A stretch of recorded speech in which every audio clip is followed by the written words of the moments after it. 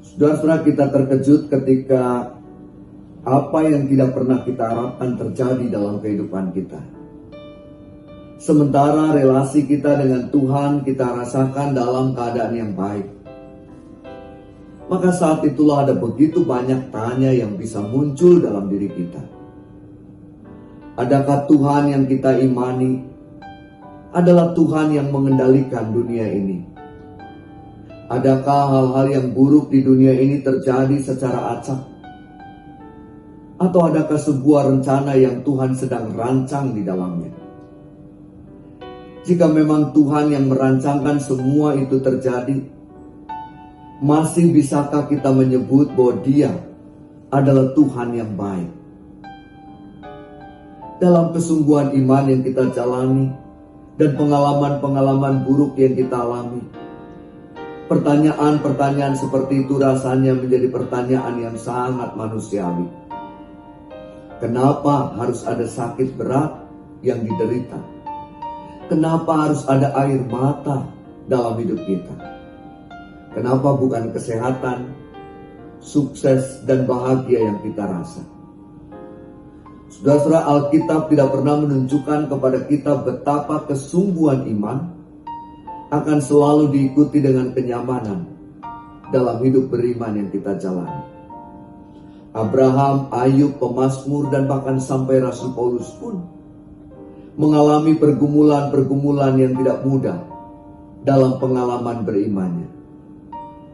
Namun mereka semua dapat memaknainya dengan indah, yang memandang semua pengalaman berat dan menekan itu sebagai cara Tuhan membentuk karakternya, memperkuat imannya, dan semakin mendekatkan dirinya dengan Tuhan.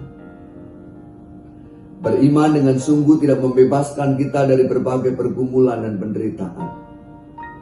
Tetapi beriman dengan sungguh memampukan kita terus melangkah dalam ketabahan di tengah-tengah pergumulan dan penderitaan yang menekan.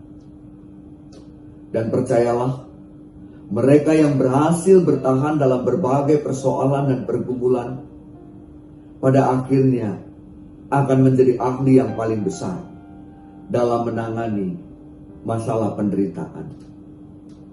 Dan marilah kita juga belajar meyakini bahwa Tuhan yang kita imani adalah Tuhan yang baik. Kita juga meyakini bahwa yang Tuhan nyatakan dalam kehendaknya juga yang terbaik buat kita, yang merancangkan jalan-jalan terbaik bagi kita. Sehingga bukan keluhan apalagi rasa marah yang kita nyatakan sebagai sikap kita di hadapan Dia dan di hadapan sesama kita. Dan marilah kita memanjat doa penuh iman agar kita dimampukan menjalaninya dengan bijak, sehingga kita tidak berdosa di hadapan Tuhan dalam situasi kita, dan dimampukan memaknainya dengan baik. Dengan demikian maka kita pun dimampukan untuk dapat mengubah keputusasaan menjadi harapan, dan penderitaan menjadi kesempatan untuk bertumbuh demi masa depan yang lebih baik. Sebagaimana pemazmur dalam Mazmur 91 ayat 9 menuliskan, sebab Tuhan telah kujadikan tempat perlindungan, yang maha tinggi telah kau buat perteduhanmu. Tuhan sumber segala berkat memberkatimu dengan kemampuan dan kesungguhan untuk menjalani semuanya dalam ketabahan. Tuhan Yesus memberkati kita. Amin.